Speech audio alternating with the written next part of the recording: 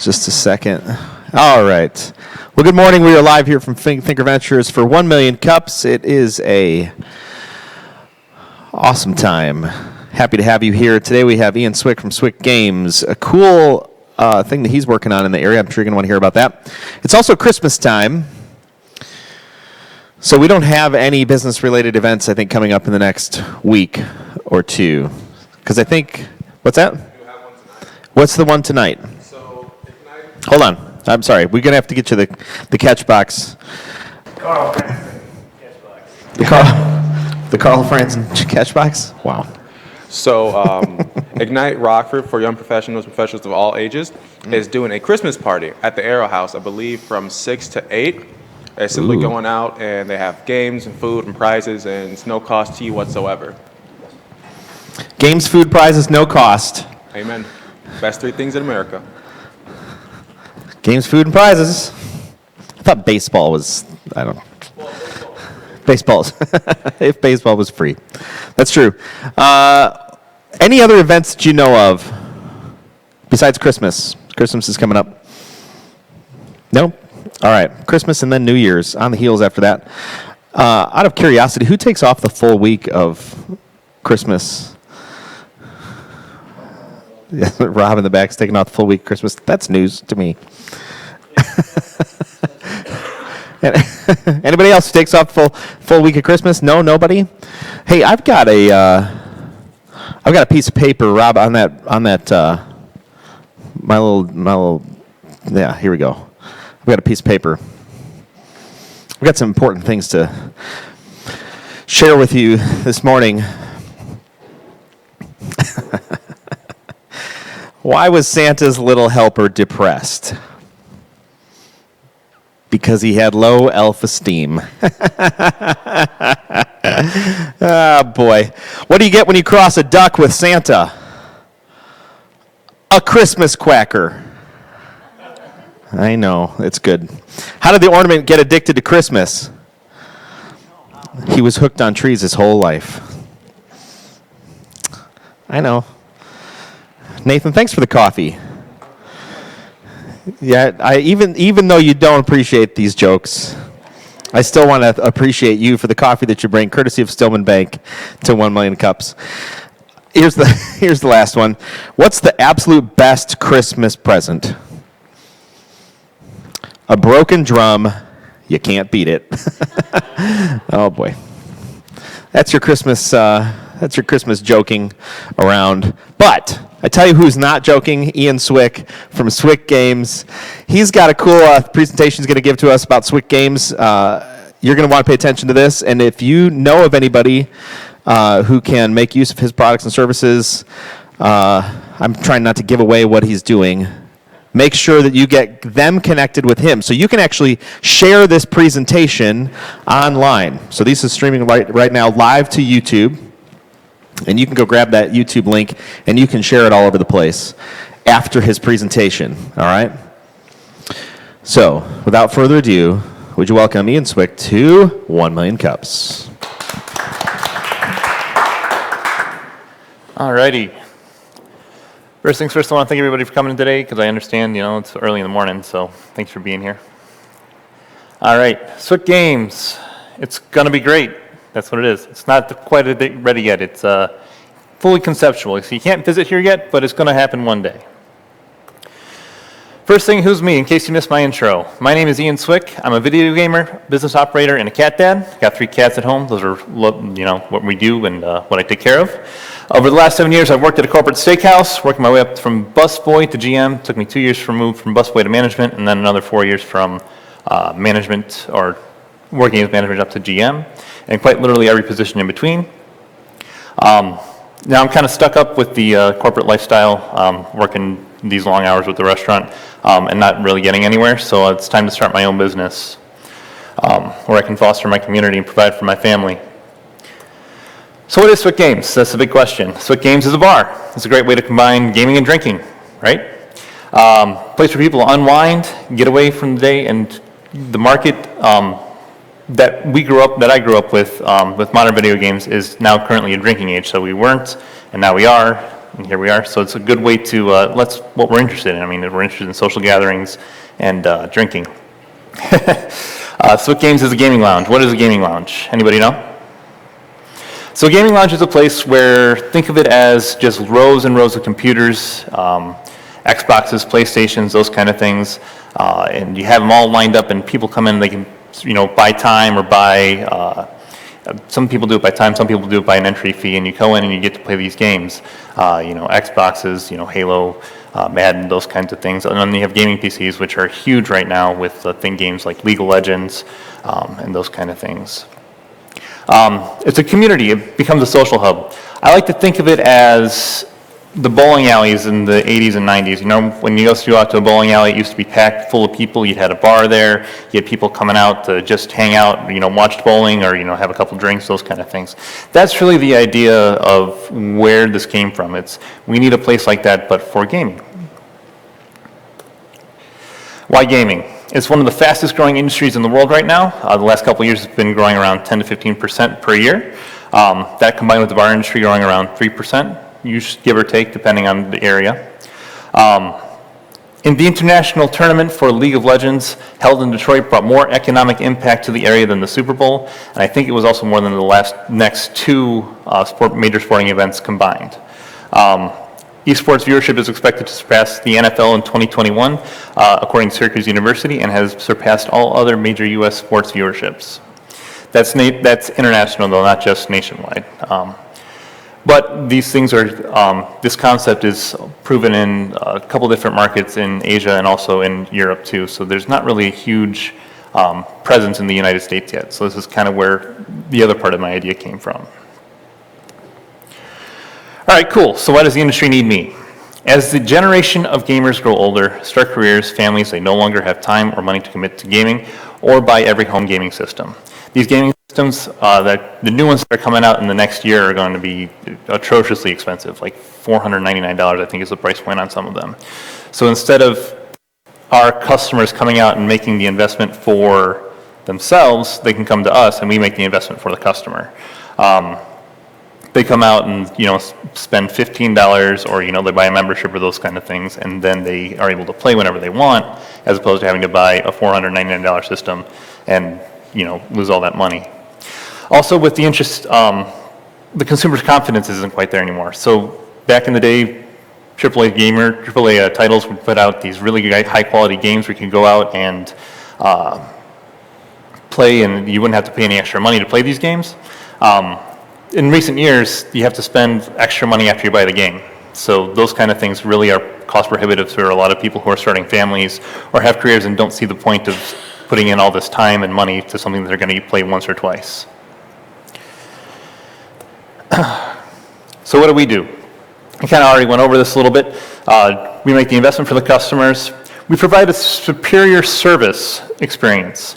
So every gamer's dream is to kind of sit around nowhere and then have somebody come and wait on them, bring them snacks, bring them food, those kind of things, as opposed to just sitting at home and going, "Hey, Mom, can I get this?" And, those kind of things.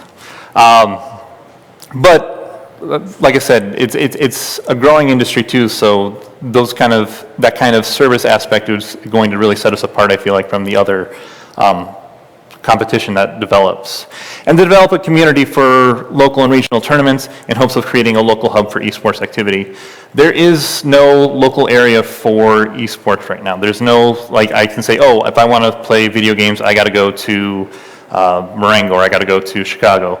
There is nothing like that in our region. So this is kind of where I was like, well, if we create it here, we can kind of create a hub. So what's the end game? Create a mecca of sorts in the gaming state for gaming in the state line. Can help the area to develop the area and to grow the area as far as the gaming industry goes. Over the next 15 years, I want to be a national brand with locations across the nation and disrupt the gaming industry so that developers are able to make great games again. A lot of the issues with the gaming that we talked about, with the having to pay more money to play the games afterwards, is because people are worried about the bottom line. So they're worried, if I'm only paying $60 for this game, how are we going to make more money in the long term on it? If we disrupt that a little bit and we make the investment, it takes it off the consumers and lets them make great games again. Ambitious, how do you get there? Well, we are here. Here. Open the first location in Rockford. Okay, so that's where I'm at right now. And what I need help with is I need to help building a network of people in Rockford who are interested in gaming and developing connections to find capital. Those kind of things are where I'm really stuck. As I've mentioned to a couple of you guys earlier, I'm working right now in Elgin, so I don't really have a lot of connections in the Rockford area. That's where I'm at. You got questions, I have answers. I also have questions. Awesome. Well, let's give him a hand for his presentation. Thank you. All right, here's how this rolls.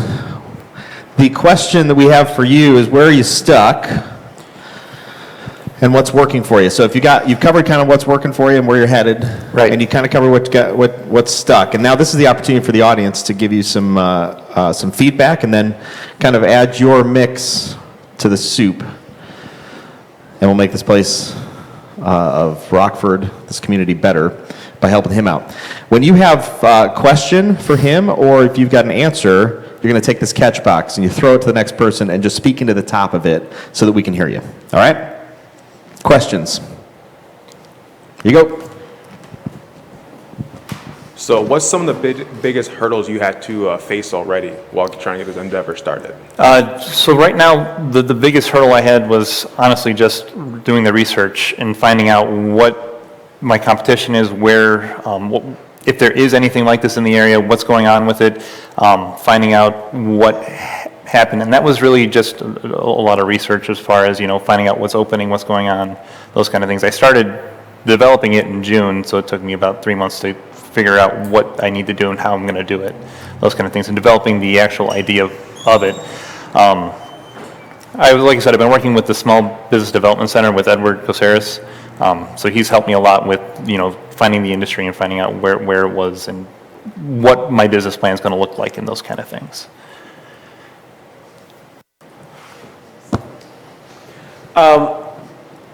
Say about, 10 years ago, all these retro arcade bars popped up here, there, and everywhere. Right. So I wondered, how are those doing nowadays? It's been a while since I've been in one. Are they still popular? And is that a thing that's, transitioning into what you're doing? Or as the demographic ages out, how does that kind of play in, and what's that transitioning to? So these retro bars, they still exist. They're all over the place. The problem is I think when they started out, they were the market was oversaturated. So some of them died out, but then the ones that are still around are still going pretty strong. I know that there's GameWorks or something down in Schaumburg or something like that. It's pretty popular, I feel. However, this concept is fairly new to the U.S. I remember a while ago there was Crazy Penguins. Anybody remember that business down over by the mall? Yep.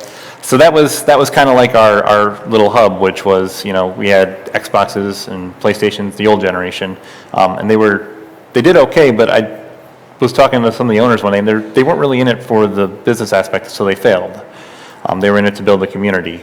So obviously you got to keep in mind business-minded parts too. Did they have the bar component? They did not. And that's really the other part that we don't have in this area is the bar component with the gaming. Because there is another one that just opened up. I don't know if you guys know Open World Gaming over on Alpine. It's sort of similar concept, but their focus is the esports and not focusing on making the investment for the customers, those kind of things.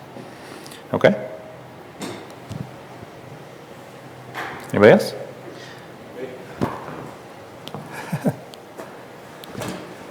Okay, so a couple questions come to mind. Is there any kind of model that you have right now that you could copy?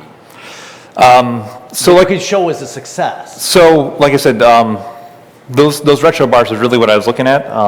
The ones that are successful, like I said, they have a really good.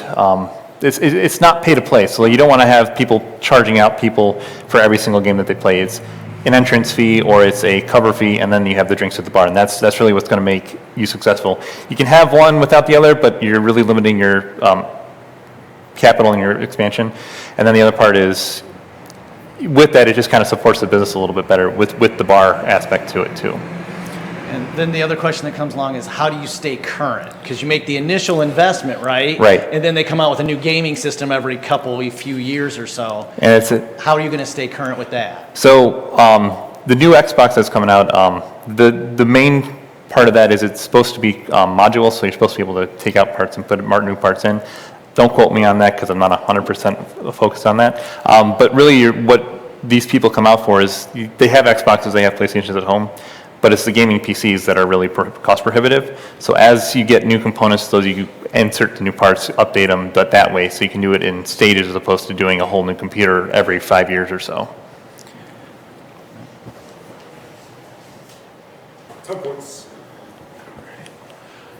So where do you see yourself kind of being in the next 5 to 10 years? If you have your open location already and going. So if I'm able to open up, my goal is to open up by April this year, or this upcoming year. If I'm able to open up that, we're going to be having 5 to 6 locations in 5 years, and then hopefully around 15 to 16 locations the next years after that. And after that, we're going to explode up to about 50 or 60.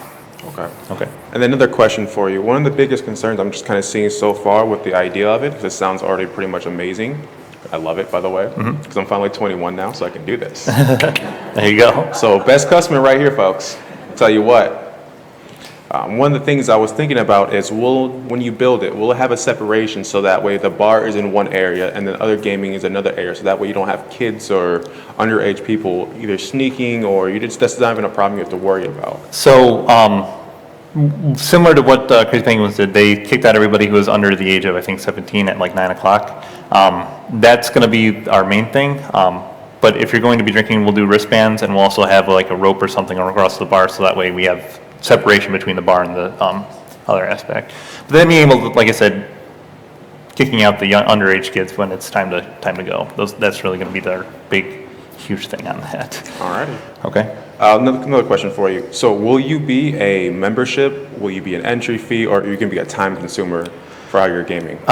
So right now the cost model is it's going to be about $15 entry fee, and then it covers you all day. So you don't have to worry about the time you're spending there, because I feel that we are going to have enough other aspects of the business. So like I was mentioning earlier to somebody that we're going to do food, but instead of doing in-house food, we're going to do a food retrieval service. I don't want to call it delivery because it's not really delivery. Somebody's going to go out and basically say, you want McDonald's, this person's going to go out and grab McDonald's for you and bring it back, and that's how we're going to do it that way. So with that, the price point's about $20, and that covers pretty much everything for everybody. Okay? Alrighty. Any other questions? I've got a question about your market. Are you targeting primarily avid gamers or newbies, or what are you thinking? So my market is anybody who has any interest in gaming from the ages of 21 to 35, and that's the millennial generation. It's the casual gamers who no longer have time to do the casual gaming, that kind of aspect. Eventually, what I'd like to do is I'd like to start out esports leagues and those kind of things, but that's going to take, I think, a little bit more time to develop fully, and I'd rather be able to make the money first and have a proof of concept before we start putting in our feet in other waters. So as an observation, Okay. in terms of questions that we've had no questions from ladies in the audience. I'm curious, not to put all the ladies on the spot, but 50% roughly of the world is made up by women. Mm-hmm. Is this a polarizing concept, or how do you make this a girls' night out thing? So one of the things that, like I said, I don't know, I can't speak for ladies here, but have you ladies ever played games, or what's your thought on it? Pac-Man, once in a while, retro games. Okay, was this something that you'd feel like if we had something like this in Rockford, would you be interested in doing it? No? No? So My sons do it.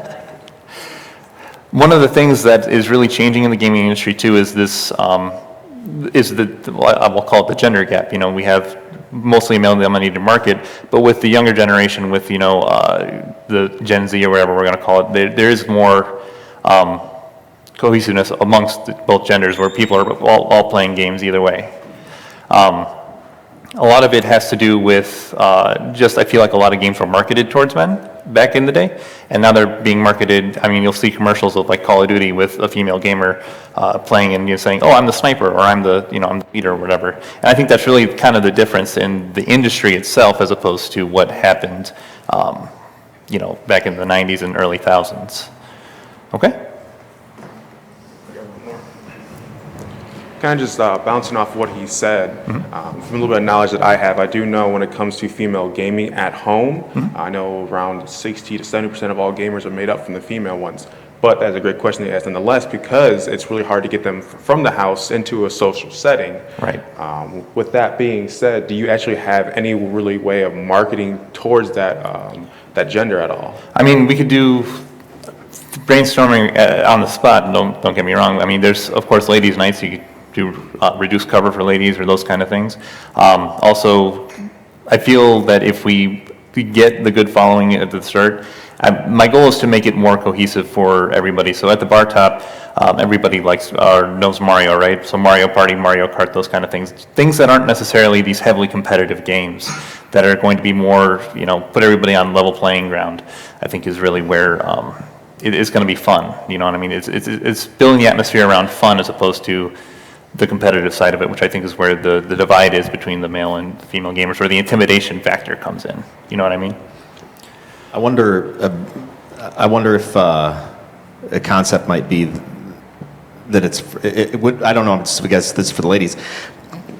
If the guys were going out gaming, Right. even sort of casually, would the ladies want to come along, sort of in a couples format type thing? Ladies come along and they sit there and drink. And chat while the guys go off and game for a little bit. And that's another thought process that I had too, was having just a space where there might not even be gaming in the bar, or not even gaming, an area where it's just like a casual bar where you just come in and drink. That way you do have that possibility of somebody just coming in and wanting to hang out, as opposed to having just straight video games in your face 100% 24/7. Another thought I've also had too is maybe doing a board game night as opposed to having all video games. So maybe Tuesday night we'll do board game night. So that way brings out a little bit more people, kind of sees what we're about, and builds that comfort level that people are going to want to come out and have some fun. Any other questions? What questions do you have for us? You said you have you also have questions. What kind of things are you struggling with? So I need help networking. So like I said, I've been working in Elgin the last couple of years, so I need help finding people that are, interested in, developing businesses, those kind of things, or, even looking to invest in Rockford, those kind of things. So if you know anybody that's wants to do financing or is looking for something new to invest in or is trying to find a new industry, those kind of things, my contact information, I got a bunch of cards I can hand out to you guys. And also just keeping our ear to the ground on like what's happening in Rockford, those kind of things. So like the events, I had no idea 1 Million Cups existed until I talked to my mentor, with the Small Business Development Center, those kind of things. So those networking kind of things is where I need to find people to help with. Have you considered partnering with any existing bars as a super low risk entry? I have not, but that's a good point. I probably should look out for that. Because it seems like two different businesses. You've got business of gaming and business of barring. And if you don't have to take care of one of those, Right. because I'm assuming that the concept is that the drinks actually pay for the profit on this concept. So, Yes, no, yeah. So why not consider partnering with an existing bar and just tucking it in the corner, and all of a sudden, boom, there's esports gaming there, and you broker some deal with them. So there was a bar in Beloit that actually did that, I think. So they have the bar and then they have the like 5 gaming computers, something like that. So that's a possibility, I believe. I just, like I said, I don't know a lot of the bar owners around here, so that would be another thing that I would need networking Because you could go in and manage it. Yeah, absolutely. Yeah, that makes sense. No, that actually is an interesting concept too, because then the bar's already established and then you're just having people come out and see you. Right. Yeah. And it's another major portion of the business, which you've never run a gaming facility. Right. And you've also never run a bar. Well, I ran a restaurant. Sure, but Right. you didn't own the restaurant and do the whole whole shebang, which is completely different. Right. So why not just cut off a major portion of risk and go in and do the thing that you actually want to do, which is gaming, and then partner with somebody on the drinks? My only question with that is I can see it being, I can see pushback on that from certain bar owners saying that, oh, I don't want you taking too much of my profit. I don't want you taking too much of my drinks, Well, you're not taking their profit because you in theory, Right. if your theory holds true that people are going to come there to game, Right. you already have an audience might as well have some audience. And they're going to want more people to drink. Right. So it's another draw for them, which is the same as trivia nights Right. or karaoke. It's just another shtick to bring people in to drink. That's an interesting Which concept. is their business. They Right. just want more. They just want more eyeballs. Right. In their facility. What you got, Colin? Is it, I guess, physically, as this place manifests itself in your mind, like what does this look like? Because I see that, maybe there's, on one end, some high-end thing of some bar downtown, like District or something, that's got a whole bunch of desks or something in there with computers on it, which I guess it kind of goes back to, you suggesting, it's kind of two separate businesses, but I wonder, are the margins on the computer side high enough? Or is it that the bar component has to be, the restaurant isn't making money on the steaks, they're Right. making the money on the booze that's, Right. tremendously high margins. And that's so what it is the computer segment high enough margin to self-sustain? And in that case, is a better model following off of like these betting parlors that we've got, which are solely based around a cooler of beer in the back Right. and 5 slot machines. It's the same kind of setup, right? Where you'd have a handful of machines set out there for gaming. You're paying to be in the gaming, but you're selling the booze kind of in the background with it. It becomes a much simpler footprint to build. So the idea, like I said, it's I'm imagining a bar top with actual gaming devices at the bar top. So that's the first. That doesn't exist. That's where I was really thinking of. Well, we could have party nights or those kind of things too. And then the separation comes in where we have where you're talking about where we have desks with full gaming rigs and those kind of things as well. In the actual bar itself, like I said, I'm imagining a bar with just a half wall divider, and so that way you have a half wall divider between the bar top and the actual gaming area, where you can still serve the drinks outside the bar or whatever, but not have the younger people go in and have carding issues or those kind of things. Like I said, it is an interesting concept because it doesn't exist. You know what I mean? It's hard to kind of conceptualize up here if you haven't seen it. But like I said, my whole thought was Nintendo Switches or something like that at the bar top, playing Mario Party, having fun games at the bar top, and then having a little bit more of a competitive side out in the bar floor or whatever you want to call it. Okay, that kind of make sense. You kind of see that? Okay. Do people want to socialize when they're playing games? Because usually when I'm playing a video game, I want everyone to shut the hell up. And that's kind of the thing, right? Like, I remember back in 2008 when I was playing Halo every day, it was there was trash talk, those kind of things. But then there was also, I made a lot of friends through gaming as well. There was a lot of people that I still play with today that I made friends with back in 2008. And that's kind of gone away with, the whole harassment thing online and those kind of things. So this is a way to kind of bring it back together. And, the goal is not to have the community build itself. The goal is to build a community, you know what I mean? So things like having tournament nights or having nights where, you can come out and just meet people that are interested in gaming, those kind of things too, to make friends. That's the idea, because that's where the gaming industry is going to die at, I feel like. And that's where we really need something like this to bring it back together. Mm-hmm. All right, we got time for one more question, I think, or one more answer. I got one more question. All right. So the biggest thing I've been thinking about ever since you brought this concept together was, how is insurance going to go for you? Because me personally, I'm a very competitive gamer. I have a tendency to throw my controllers or hit my computer, which, by the way, I don't know if you guys know this, PCs are very expensive, so it kills my bank account. But what's the biggest issue you have for insurance for people who have raging abilities or just get out of hand? Like I said, so obviously, restaurant, bar, you want to have a controlled environment, so you want to make sure that if you notice anything like that, we're kind of intervening to make sure it doesn't happen first off and foremost. It's going to happen, right? And that's just going to be a cost of doing business as the replacement cost of that. But also the insurance side too is, typical bar insurance, if a window gets broken at a bar, it's either covered or you have to pay for it. I mean, that's what it is. It can get very costly, as you know. I mean, computer screens, controllers, those kind of things, if they break, I mean, it's going to be another whole replacement value you have to do. But my whole thought process on that was it's just going to be a cost of doing business. That included with theft too, you know. I mean, somebody's going to sneak out with a controller or going to sneak out with a game or something like that. But I mean, it's just managing that and limiting it to the best of your ability, you know, with GPS trackers, those kind of things. All right. Well, let's give him a hand for his presentation. Thank you. What a neat concept. I think somewhere around 20 years ago, 18 years ago, something like that. I worked at a company that every lunch hour we would sit on our computers, the guys, not the ladies. The guys would sit on our computers and we would play Unreal Tournament. There you go. Yeah. Yep, right after we walked down the street and got our burger, bring it back and play Unreal Tournament for 45 minutes or so. That was a real good time. And I think projecting forward, I think if I could have sat there and at a bar and drank a beer or something like that while playing Unreal Tournament with my friends, I'd probably do that. Neat concept.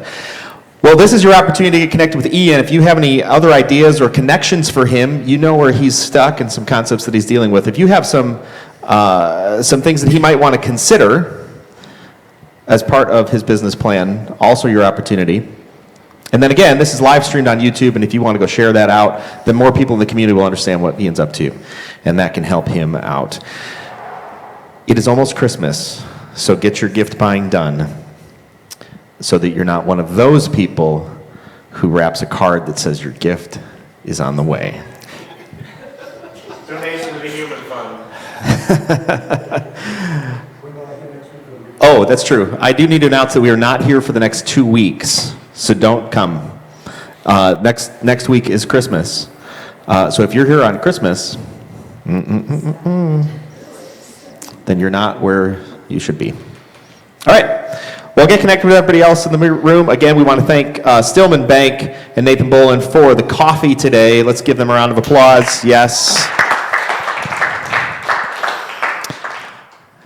Be good to one another and have a wonderful Wednesday.